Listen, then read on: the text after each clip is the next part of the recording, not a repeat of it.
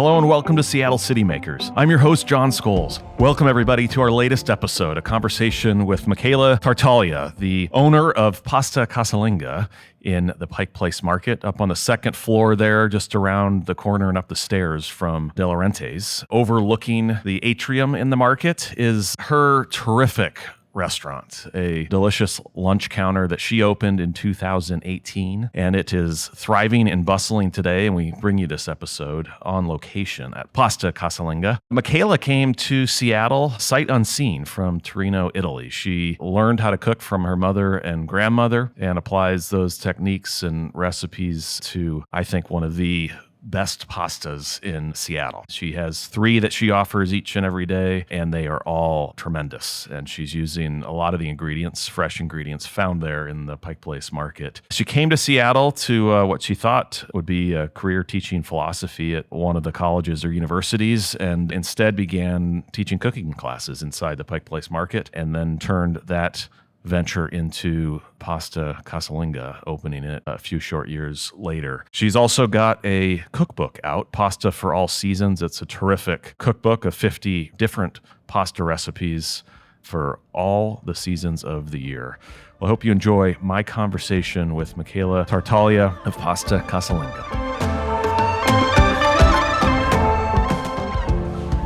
Well, thank you, Michela, for doing this and having us in your operating restaurant here in the Pike Place Market. People are enjoying their late lunches. Mine's on the way, I think. My pasta.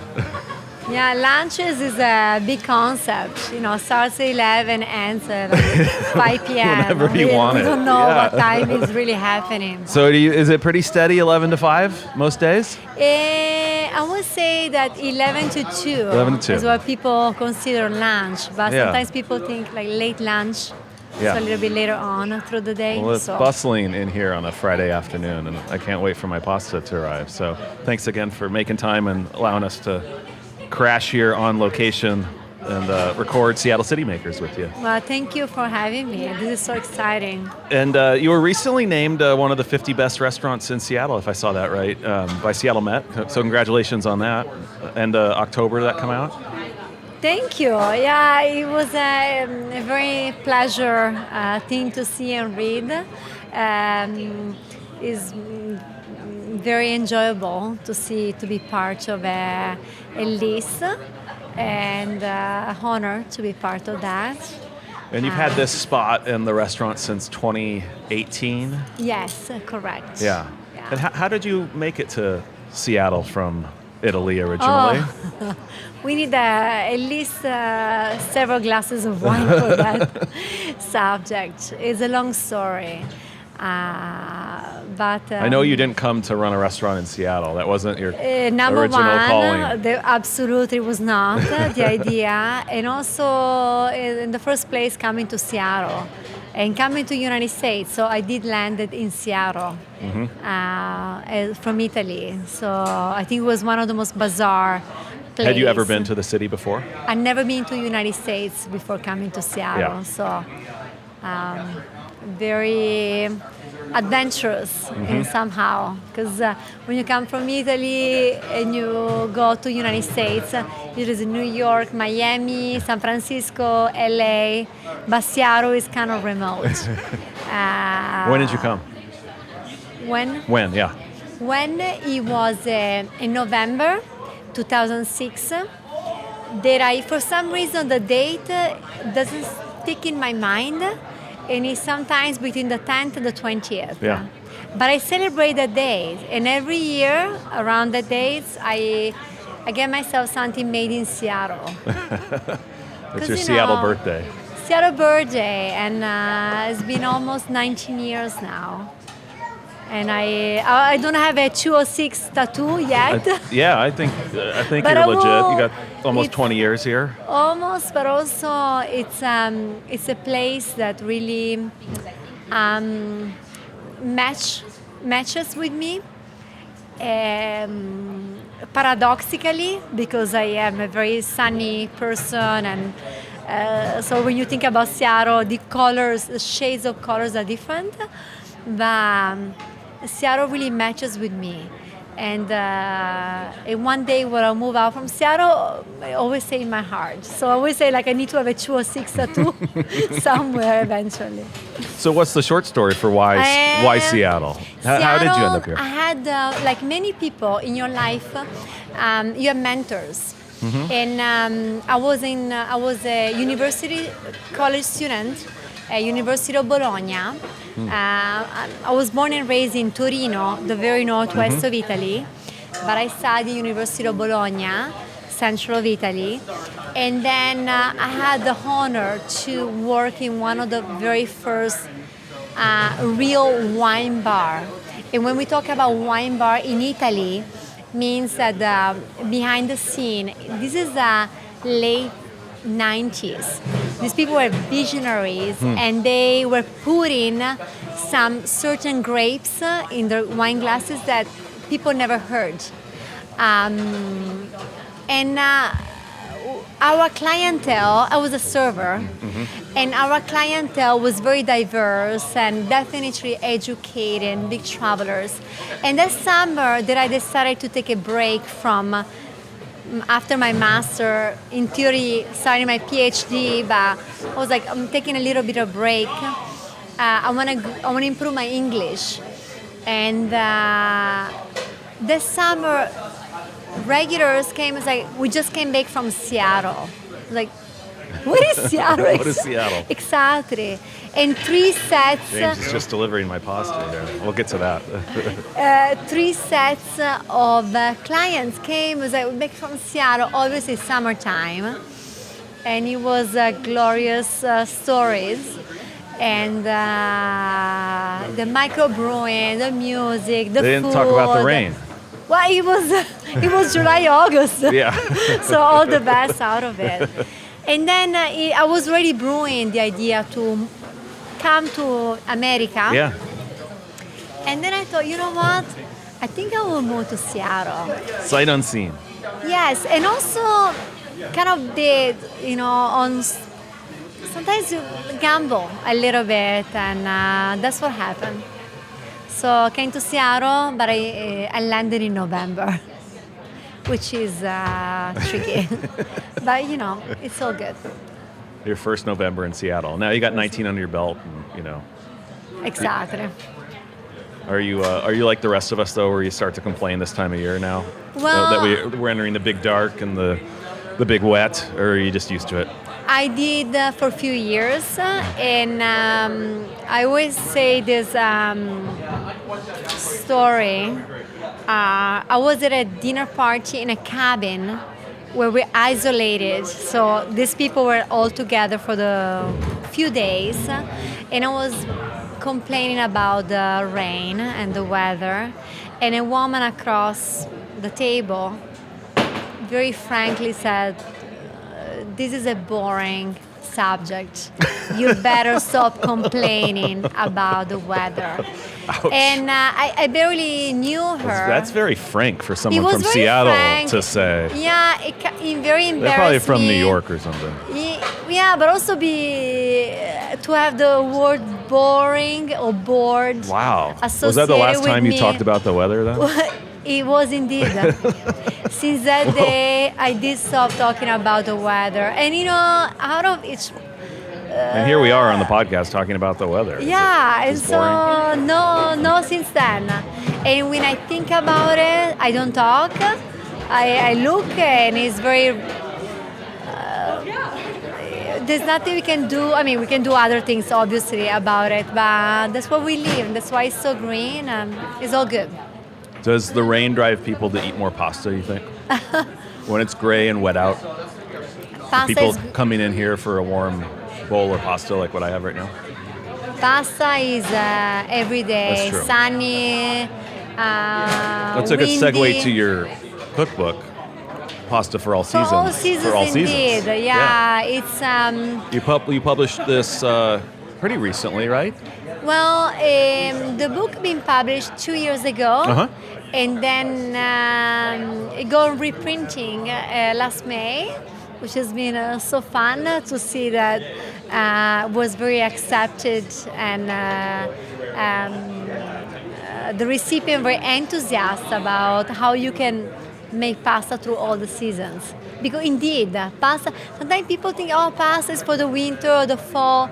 Pasta is good for all seasons. What are you making in August? Pasta. I know, but Have you seen these like videos? what kind? What's the July-August Seattle pasta? Well, because I'll be honest, here, like I'm making pasta. Like I'm one of those people. Pasta is like the season begins in October. You got to have football going. It's crisp, and then we're making pasta again. But what are some pastas we should be making in August and July in Seattle? You need to start from the ingredients. So what do we have? We need. This is so good, by the way. Thank you. Let's pause here. This pasta from the garden. From the garden right now, is a cacio e pepe classic. So would this be one I would eat in July or August? You eat this all year long. All year. 365 years, through but this is a revision with saffron and kale chips.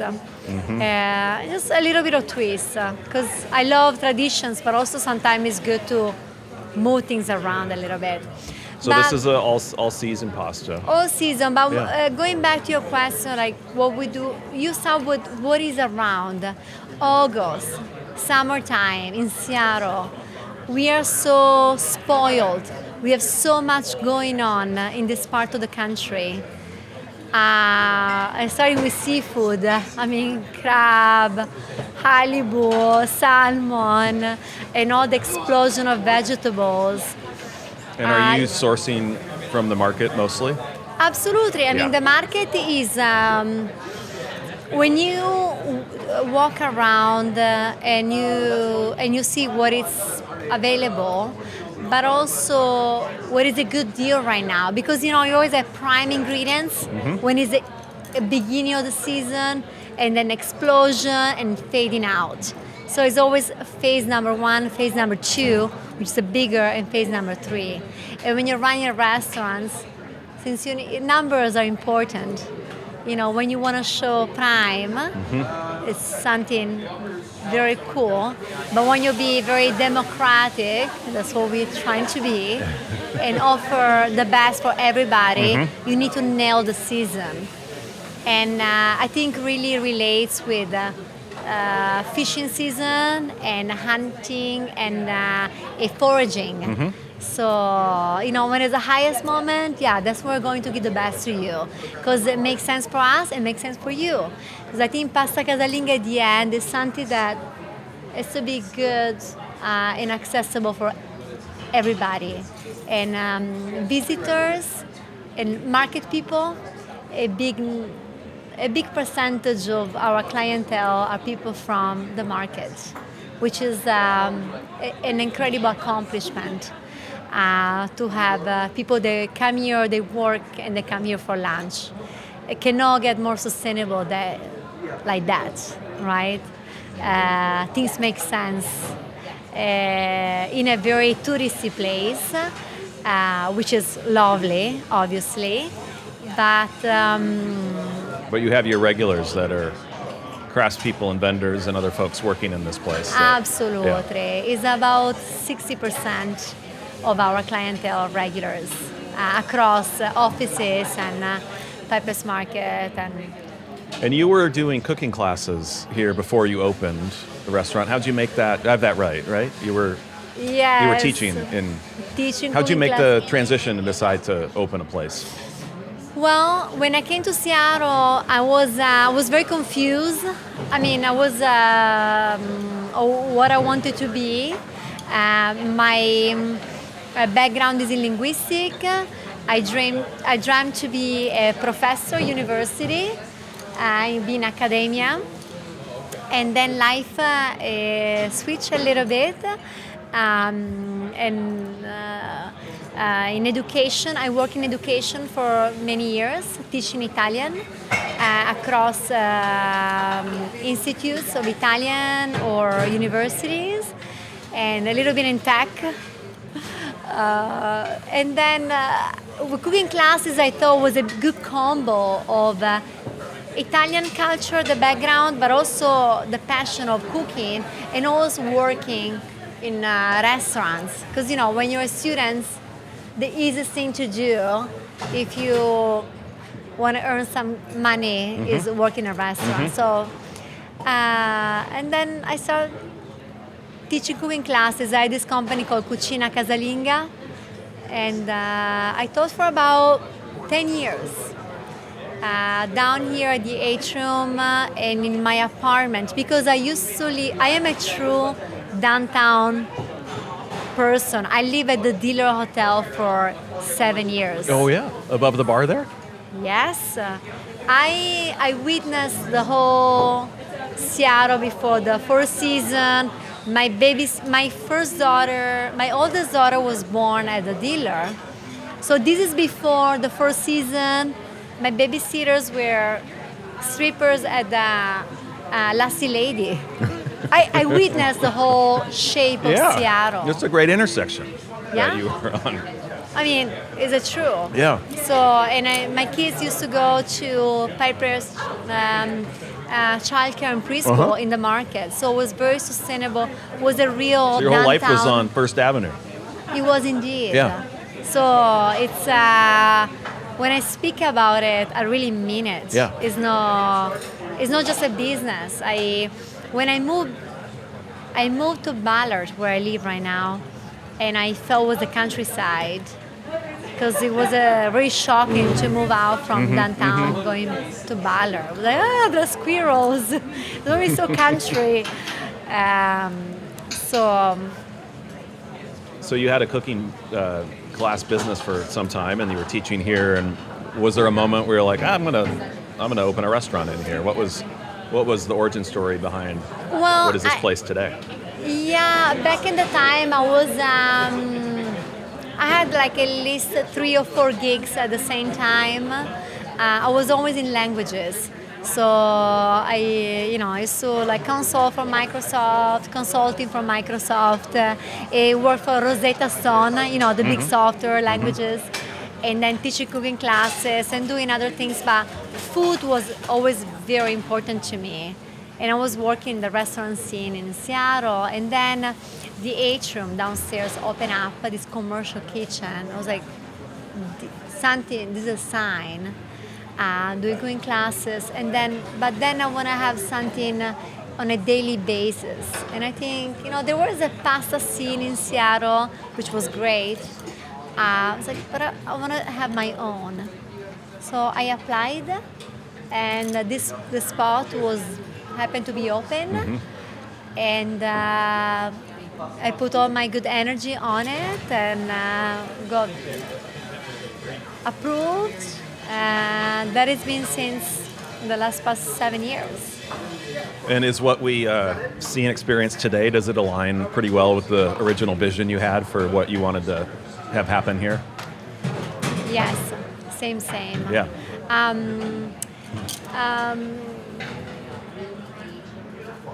When you start a business in the restaurant industry, and you write your business plan, you have the idea, you have the enthusiasm.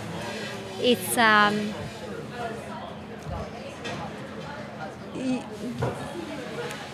if you a good visionary, you pretty much nail a good percentage of your dream. But if you're a believer, you will not compromise much on what you drew in the first place. And I think that overall, Pasta Casalinga has been the same since. Obviously, the business expanded. The pandemic was, right in the middle of it. So we had to kind of switch a little bit. So we started the wholesale, which has been an interesting path, to start to sell our fresh pasta to the supermarkets, to keep us busy. Yeah, you weren't doing that before. No, it was not. It was impossible. But it's something you could do when you were shut down in here but it during was COVID. mainly like a way of how we can be remembered, and how can people can keep not forgetting about us. Yeah. And it's keep on going very strong. So It's interesting to see the number of Seattle restaurants and folks in the food space that didn't have retail or wholesale businesses that did after COVID. Yeah. Tutabella and Salumi and you. And it's sort of necessity, right? It was a necessity back then because there was nothing else to do. And nowadays, I fight with my, with our space because it's a big production. But always for me is a lovely way to have, you go to Kirkland and you go to Friday Harbor, you go all this place, Mamish, and then you find our pasta in our name. That's and then gotta people feel don't great. even know, and then they find out it's a restaurant afterwards. Yeah. And I think it's just like a very empowering way to feel like, yes, it's a good reason to come back to downtown. Yeah. Yeah, you're eating that, but come back to our restaurant. Yeah. And then on a business point of view, it's like, it's a free publicity. No incredibly big profit margin, to be frank.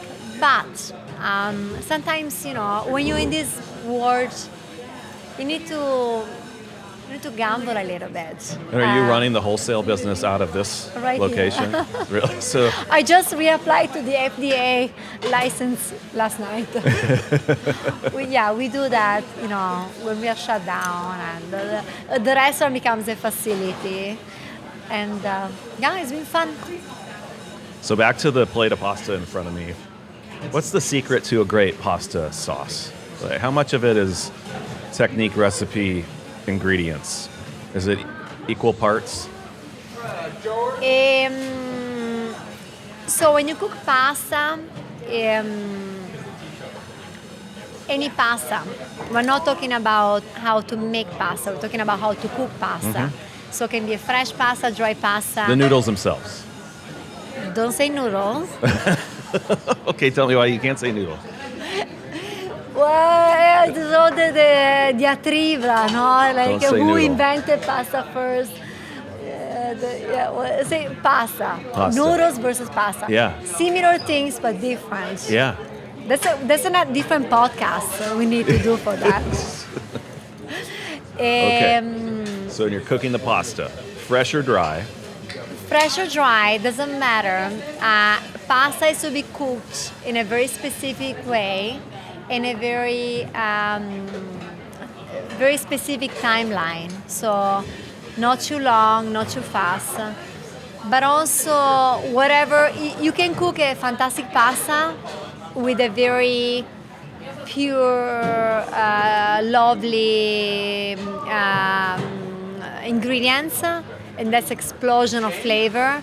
But you can cook a great pasta with a very poor sauce, and your pasta will be ruined. So these two things always need to be equally tailored. So if you have a burnt garlic and you cook your pasta with that sauce, with the burnt garlic, doesn't matter how good with your pasta is going to be ruined. And so on. You can have a great sauce, but if your pasta is very low quality, falls apart because the pasta You got to get it itself, all right. So it's a pretty simple math. But do you think you can have a great pasta dish with a dry pasta? You don't need fresh Always, pasta. yeah. But this fresh pasta is pretty delicious. Thank you. No, dry pasta is absolutely... So in Italy, we eat pasta on a daily basis, and often it's a dry pasta, good dry pasta. So it's no... you're not going to jail to have a dry pasta. Good dry pasta. So what's the basis of this sauce and these flavors? 'Cause This one? I struggle with getting great flavor, and it's like, okay, fresh ingredients, but I never can nail the flavor of the great pasta makers in our town. Those that have been on our podcast and those that haven't. And despite my best efforts, so this sauce in particular, it seems you're going to tell me it's very simple and it's like 2 or 3 things, but it tastes like it's much more than that. Well, cacio e pepe, this is like the quintessence Yeah. of Italian cuisine, Yep. right? So you have pecorino, pepe, which is pepper, like, you need to crush your pepper, and pasta water. And then these are But I will try to variation. make this and it tastes bland. No, you will not. Well, that's why you need to get the cookbook. Yeah, no, Pasta for all I'm going to walk out of here with and a then cookbook, for sure. you have it all. Well, I think that I always say when I teach cooking classes that you don't need a master degree in culinary arts in order to make pasta, but you need to play with that a little bit and make sure that your pasta is never overcooked, because overcooked is not good for you. It's also not good for your body. That's really? why many sport athletes, they Does it need take to have, longer to digest? Is that what you're saying? absolutely. Oh. So that's why they have their Kind of pasta. counterintuitive. Yeah. But Always al dente, kind of too hard, but good for you. And then, in Italy, if I was in Italy right now speaking, we have the rule number 3 ingredients, no more than 3 main ingredients. So now we have pepper, we have saffron, we have pecorino. These are the main ingredients. And then, the little bit of kale chips you have on top is no garlic an in here. add-on. Garlic is, I need to write a book about garlic. A And the separate podcast on stereotypes garlic, too. about, because when people say, oh, you're from Italy, I was like, yeah, I love garlic. I was like, what does it mean? It's one of the biggest stereotypes in Italian cuisine. We do use garlic, but with much parsimony. Mm-hmm. We use a little bit and then we take it out when we cook, and it's never aggressive. Is there a proper way to cut garlic? Do you have a particular approach to cutting it? Chopping versus slices? I can recall a couple of recipes where we chop garlic or we mince garlic. We keep garlic, we say in camicia, in his shirt, like in his shirt. So in his, like the cloth says on his, and then we press a little bit and we cook with that. And often when we cook, we take it out of the dish. Interesting. So that You're letting it impart the flavors, but not overwhelm. Yeah. And you didn't say butter as an ingredient in this. Butter is. I'm tasting butter. Are you telling me there's no butter? We put a note of butter at the end. At the end? At the end, yeah. To bathe the noodles a little bit. Yeah, butter is not predominant at all in Italian cuisine. Yeah, we have a little bit in northern of Italy, in my region, Piemonte, but it's not. We're not French. With all the love from people. Hold the butter and the heavy cream. Yeah. Right? We use in dessert, obviously, but olive oil is our way to go. Yeah. Tomatoes. Do you have a particular tomato? Tomato is that we can buy in maybe De Laurentiis or another market in Seattle. Yeah, canned tomato is a big universe. Obviously, San Marzano tomatoes is predominant in our Italian cuisine because the juiciness of it, simply like, the way that the fruit is. Why do we use San Marzano? Because they are just so juicy. But there are also others like Sardinian tomatoes, very sweet, with very low level of acidity. Fantastic product, and there is a good good products out there, canned tomatoes from Italy, and also from here, also from California, because you want to be sustainable as much as you are, or we are. So let's talk about business, and how do you compare this summer to summer of 2019, if we sort of use that as the baseline pre-COVID? You'd been open a year or so by then, but was it better this last summer? About the same? Or are you still trying to get back to 2019 numbers? Oh no, obviously. it's been a lovely couple of summers we have in our business, Pasta Casalinga. We had a incredible growth of over 20%, and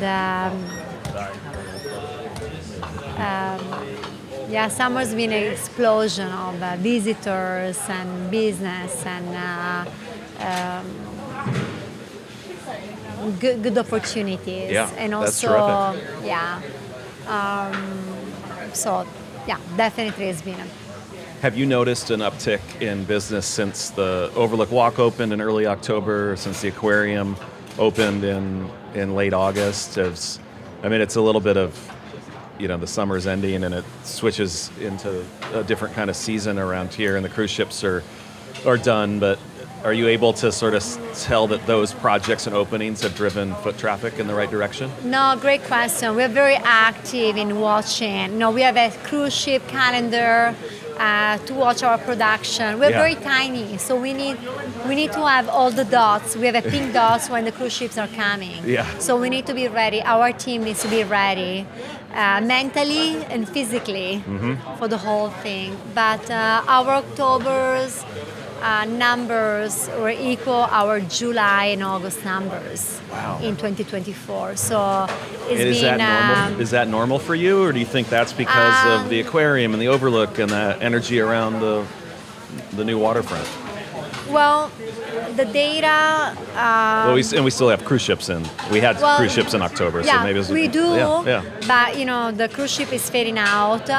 What happens at the end of September, when the cruise ship fades down, at the beginning of October, we finally have all the offices coming back in. Yeah. And the locals return. When you sign a contract to be a tenant in Pike Place Market, you sign that it's never going to happen, but when you need to serve, the first right are locals. Locals coming in, that's your first right to serve. And when we see that locals are back in October, that's our big. So that's our. Yeah. It's a big prize, Seattle people that are coming back in here, and then in the summer they kind of try to keep their distance. Yeah, they make way for the visitors. I think this October 2024 was a mix of that. Been a very good summer, and cruise ship. Very powerful, but also businesses and offices obviously going back. So it's been a lot of fun. It's been a lot of happiness all around. That's terrific. But I'm an optimist by nature, so. I don't know how you can be in the food and restaurant business and not be. So. You need to, because I always think if I would be an entrepreneur in a different fields, it will be different numbers, but obviously that's a call, that's a devotion. What are some of your favorite places to eat and drink at in Seattle when you're not here? Are you a big? Are you out a lot, or you do like to eat in more? I like to go out. Yeah. Yeah. Where are you going? And I go in. I was just saying hi to Gretchen, Le Pichet next door. They're adorable, our neighbors. Le Cavis, obviously, David Butler, the grumpiest man in this planet. The what man? Seattle, grumpiest. The grumpiest. Previous guest to Seattle City Makers. Yeah, I had to listen to his podcast. It's adorable.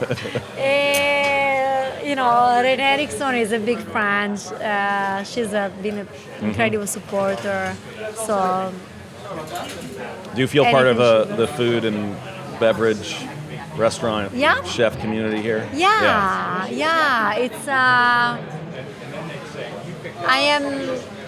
I think that without that, we'll be an island. But I like to be in archipelagos. Archipelagos? How you say the archipelago?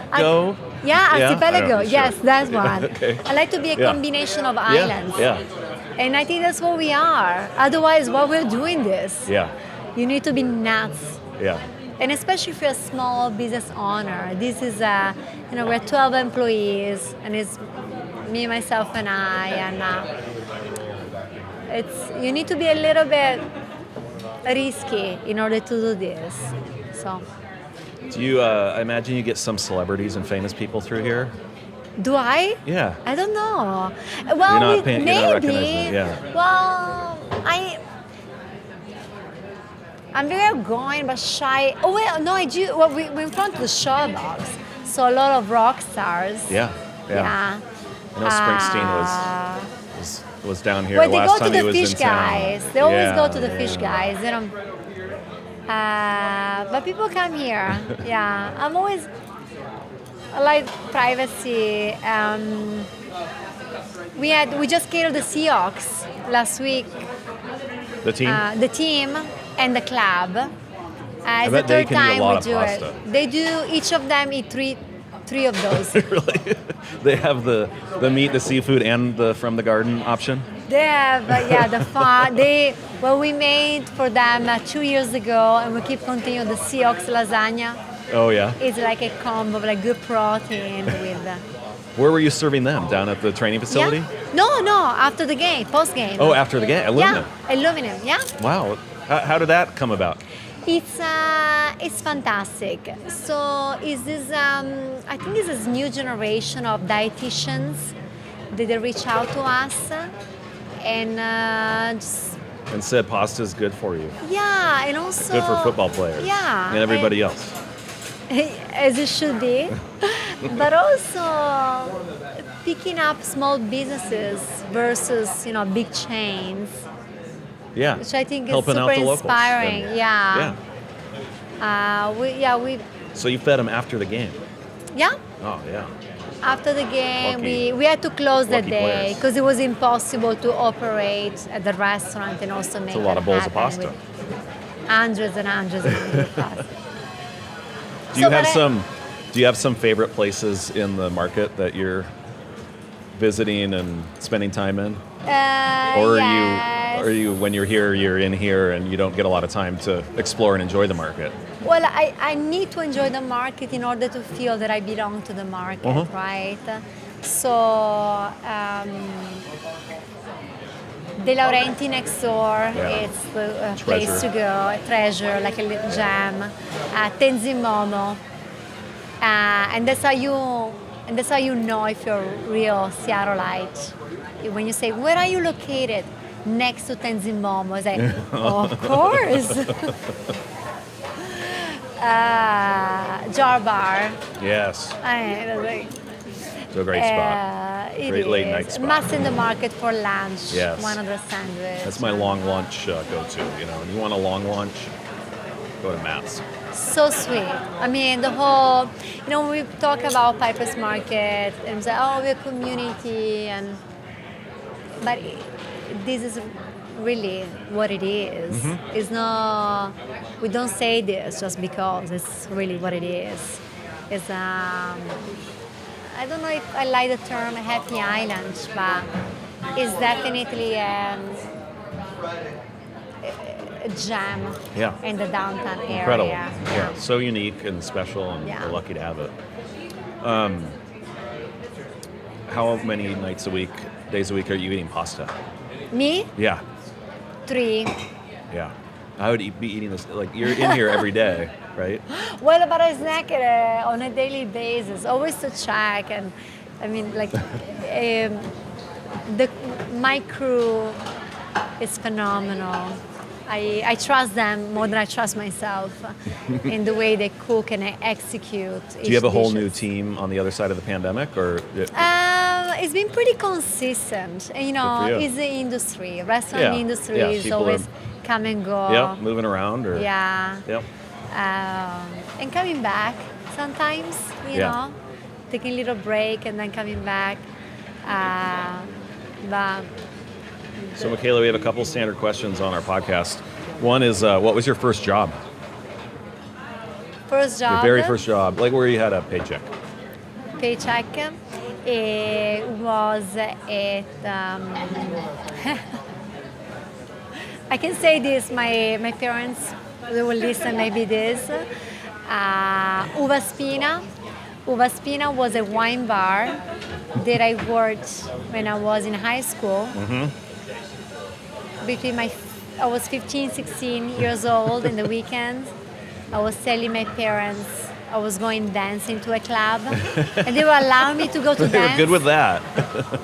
But my dad was very proud. They would never allow me to go to work because Yeah. And Why did you want to work at that? Because age? I always like to have cash in my pocket. Yeah, some walking around money. And I was in downtown Torino by the train station. And, Could you legally work in a wine bar there? I did. I mean, this is the Or did you have some like 90s. special arrangements? This is the 90s. We don't know. It was a different timing. But I'm yeah. pretty sure still in the 90s here, I couldn't have worked in a wine bar, but that sounds like a much better gig than what I was doing. Yeah, but this is when people still smoke in a places. And I've never been a smoker. And, I remember going back home around 2 a.m. and my hair smelled like smoke.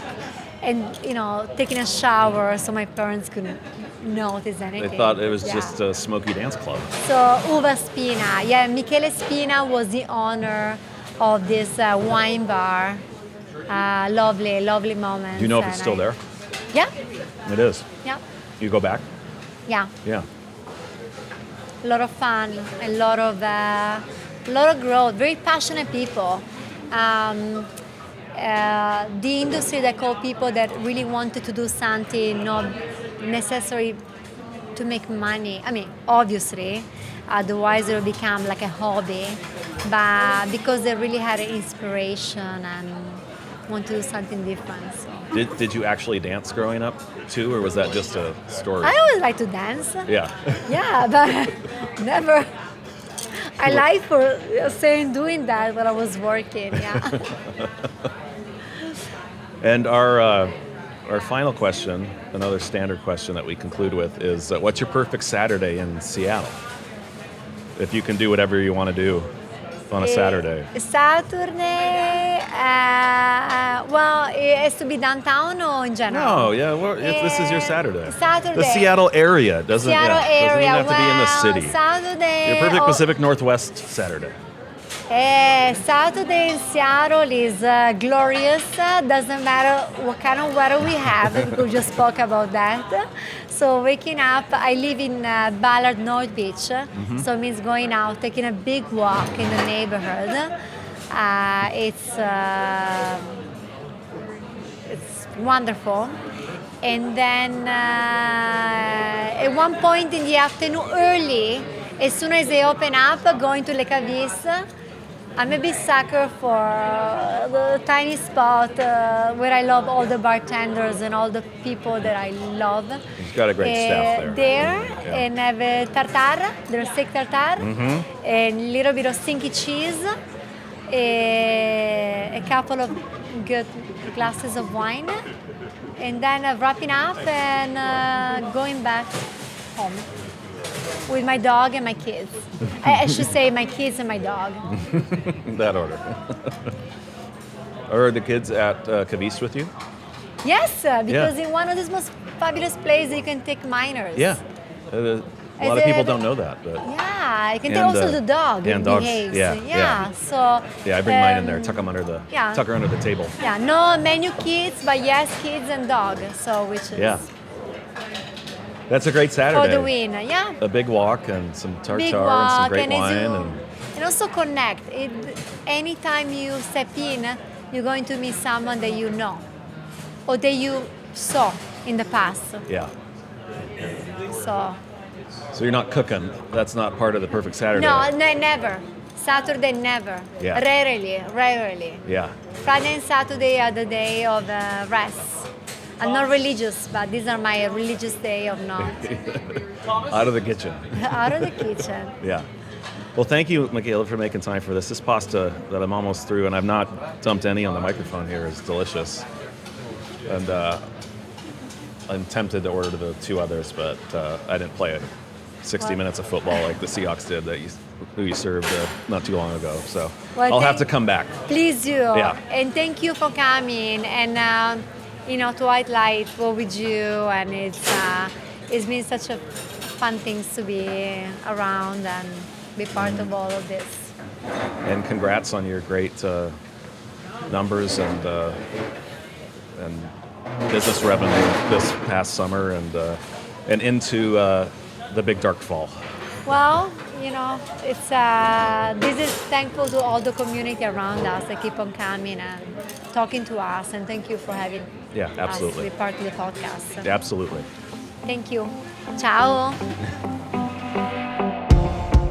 Well, hope you enjoyed my conversation with Michela. I am craving another bowl of pasta. Thanks to her for making time to come on Seattle City Makers and for allowing us to record over there in her great restaurant lunch counter in the market. What a special place she's got. So thanks again to Michela for making time and for what she's brought to our great city and downtown. I want to close out with a recommendation of some things you need to check out in downtown Seattle. I want to lift up all that is happening during the holiday season. You can find it all at loveseatown.com. A ton of activities from Seattle Center and the Christmas market up there that's back for its second year, down to Enchant, which is back at T-Mobile, Santa Saturdays in Westlake Park, Christmas Carol at the Act, the Nutcracker at the Pacific Northwest Ballet, Mary Poppins at the Fifth, a host of arts and cultural and other holiday activities. And coming the middle of this month, the weekend of December 13th, wintry weekend of ice skating and great market in Occidental Square down in Pioneer Square. So check it all out at loveseatown.com. Thanks everybody for joining us on this episode of Seattle City Makers, presented by the Downtown Seattle Association with support from James Cito